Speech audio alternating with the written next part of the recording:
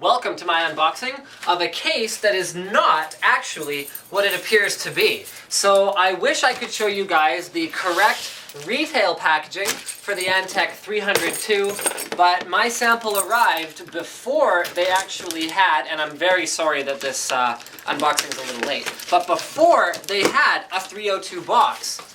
Or maybe it didn't.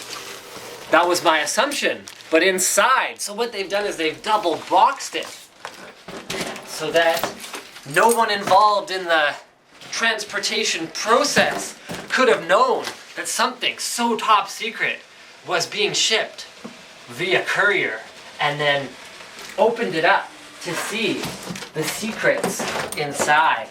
That's probably not how it went down.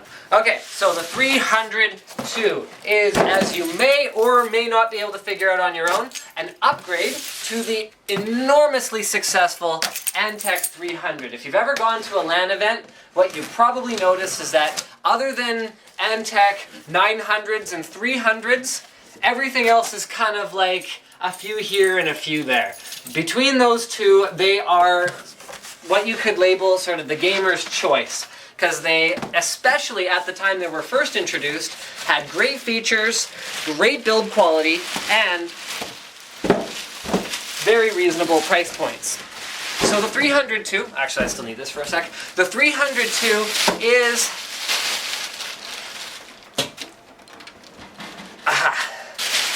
the 302 brings into the year 2012 everything that was good about the 300 before, including the value optimized price point, the excellent cooling options, and adds a few things that were maybe missing with the 300 given how old of a design that one was. So I'm going to show you guys what Antec has to say for themselves before I get into the case myself. So up to 12.5 inches of expandability, maximum cooling, we'll cover that later. Ease of use, so toolless 3.5 and 5.25 inch bays. Front panel USB 3, that we'll get into more later. A washable PSU air filter and front intake filter. 8 expansion slots for up to XL ATX motherboards with 8 slots. So this particular one, for example, the X79 UD7 does have 8 slots, but ones like the Gigabyte Assassin for X58 have 9, so watch out for that. XL ATX is not a real standard. Okay, side cooling fan, cable routing holes behind the motherboard tray. Okay. Let's have a look at the outside before we open this baby up. So, for one thing, you can see the front has got a bit of a curved appearance to it. So don't worry, the bays are still straight. So you're going to have that very clean look. Even if you install optical drives, you're not going to have, you know how some cases have like curved front bezels and then you install a flat optical drive and it looks kind of goofy because the rest of it's curved and there it looks out of place. So they haven't done that. They've just done a curved look on the side. Looks very slick, actually. 2 USB 3.0 ports. Microphone, headphones, reset switch is very hard to accidentally press. You can see, even if I push on it like this, I can't really press it. You gotta get right in there and push it in order to reset your system. This is awesome because the last thing you wanna do is accidentally reset your system with your knee while you're in the middle of a game. This is a gaming case after all, so they have to consider things like that. We've got our hard drive cages, and that's pretty much it for the front. I mean, the Antec 300 was a very classic looking case, and they've gone that route again with the 300 too. Now this is interesting. More on this once we open up the case, but there's a 120mm cooling fan spot on the motherboard side of the inside of the case. So yes, more on that later. Yes, indeed. We have a 140mm cooling fan in the top, as well as a couple water cooling grommets. Although most people probably won't use these. Hey, you never know. They could. If you did want to do an external water cooling setup, it's handy to not have to punch holes in your case or use those horrible PCI bracket pass-throughs that usually the tubing doesn't even like fit properly through. So let's take the side panel off. Inside, we find it does not have a black interior, although it's up to the individual user whether or not that matters. I've always thought it's a little bit silly to do a black interior on a case that doesn't have a window anyway, but to each his own. We should look at the back of the case before we wrap up here. So here are our 8 expansion slots, bottom mounted power supply, 120mm cooling fan, as well as speed adjusters for both this 120mm fan and the 140mm fan in the top. These are 2 cool fans, which means you have low and high RPM settings. On the inside of the case, we find a number of things. So we find the power supply filter, which actually, oh, locks in place. Okay, that's kind of handy. There you go. So you can take that out, clean it off, put it back in, and it comes out the side. This is a very smart design decision because when you're set up at your, okay, here, I'm gonna put this where it would be. So this would be next to my monitor. And so I got all my cables coming out of the back of the system and my monitor's here. And so many cases implement the fan filters back here. How am I gonna reach this? My face is in my monitor now. I have to take my case, I have to hope that I don't pull on my cables too hard. If they put it on the side, all of a sudden it's much easier for me to get it out. All I have to do is take my case, angle it a little bit, and I can get it out no problem. Back to the interior. So pretty much a no-frills interior, although they've done a nice big CPU cutout. And now let's talk about this right here. So this is a 120mm cooling fan spot that's on the other side of the motherboard tray. Why? Why, you may ask? Well, check out this gaming motherboard. There are actual CPU VRM components on the back of the motherboard. That, in addition to the fact that any modern motherboard has a ton of copper content in it, so is actually conducting a lot of heat away from the CPU just out here through the PCB itself. If you ever touch the back of a motherboard, it's quite hot. That allows Antec 302 users to install an additional 120mm fan back there, use it as an exhaust, and pull some of this heat away from the back of the motherboard. Alternately, I guess you could use it as an intake and blow the air directly at the back of the motherboard if you want more of a positive air pressure thing going on in your case to keep dust out. That's not really sure how I would do it. I guess since it's got filtered intakes, I would probably use it as exhaust, but I mean, the choice is yours.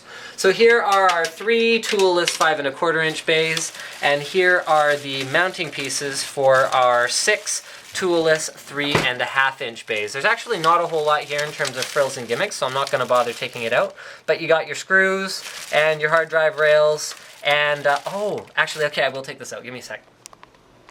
Well, unfortunately, they're not the same ones that were included with the 1100, so I'm not going to do the demo where I lift... Oh, actually, I guess I can. Okay, I don't think they're the same ones, but it's actually fairly secure. So once you put these on, all you do is slide your drive until it locks. There's no screws involved whatsoever, and it's pretty darn secure once it's in there. Another thing to note about Antec cases is even when they have a value case or a budget case or whatever it is you want to call it, the build quality is always there, and this is not always true of cases that might look flashier or have more features. And this is just me, Linus, personally talking to you guys right now, and I want to I'm not going to name any names when I talk about their competitors, but not all of Antec's competitors would have built the 3 1/2 inch hard drive cage like this. See the way they have folded over the metal so that there's absolutely no chance of any kind of a rough edge? Not only does that improve the usability of the case by making it safer, it also adds structural strength to it. The other thing they've done is this is just a design thing. It's not like the metal's more expensive, but the way they've done the cutouts here also gives this an enormous amount of strength. I have seen cases damaged in shipping to the point where this is bent so much that a hard drive slid in here would just fall right out, or like go to the side because it doesn't even catch on these rails anymore. But I really have never seen that with an Antec case, so there you go, guys. SSD mount. We've got a 2 1/2 inch SSD mount in the bottom. Personally, I would prefer to have seen a toolless 3 1/2 inch mechanism that allows you to install more SSDs, but it's not the end of the world. And it looks like we've got another SSD mount on the other side of the motherboard tray. So you can put that one hiding. This one I like. I like hiding SSDs behind the motherboard. That's awesome. So what else we got here? Oh, let's look at the front fan filter. I haven't even shown that yet. So there's a couple clips here on the front. I'm gonna go ahead and pull that off. So the front fan filter is here? Yes, there we go. Comes off somehow. Oh, there we go. So it's just these little clips right here, and you pull it out like that. There we go. So that can be cleaned fairly quickly, fairly easily. Pop that back in place. Once I figured out how to do it, that's actually quite quick. Pop this back on. Oh, these go into the hinge first. There we go. And I think that pretty much covers it. Is there anything I'm missing? So we already covered the 12 1/2 inch thingamabobber. Oh, right, the cable management on the back. And Slick's gone ahead and turned it so that he can see it, so he could remind me of something, but I have a cheat sheet over there as well. Aha, so there you go. Aha, cable management. So cable management is something where the 302 just blows away its predecessor. Look at this. 3 centimeters of space on the back of the motherboard tray. That means you can actually route a 24-pin cable without any hassle. You've got 1, 2, 3... We could call that a cable management spot. I could potentially call that a cable management spot. Okay, it's going to be hard to count these, but 4 major ones. And then you can see they've got this extra room up here for your 8-pin right there. And then they've also got a little one here for front audio or USB 3 or whatever else. Speaking of which, the included cables are right here. So it does have an internal USB 3 header for those 2 USB 3 front ports. Very high quality cable, actually. That's good to see. And then, hey, look at this. Hey, black and gray, which happens to be the color scheme of the case, power reset, and front panel switches, and there's our front panel audio. So that's the kind of thing I would run through here in order to make it more hidden. Also, cable management spots on the back. You can use the included zip ties to, there we go, anchor your cables to these, and then tie them up tight so that when you put the other side panel back on, you don't have any trouble fitting it into place. I think that pretty much wraps up the 302 for me. Don't forget to subscribe to Linus Tech Tips for more unboxings, reviews, and other computer videos. And I do have one more thing to say. Check this out. They thought of everything. There's a vent right here. So that means that whether you're doing intake or exhaust, the air is actually going to have somewhere to go on that fan that's on the back of the motherboard tray. Yeah, don't forget to subscribe.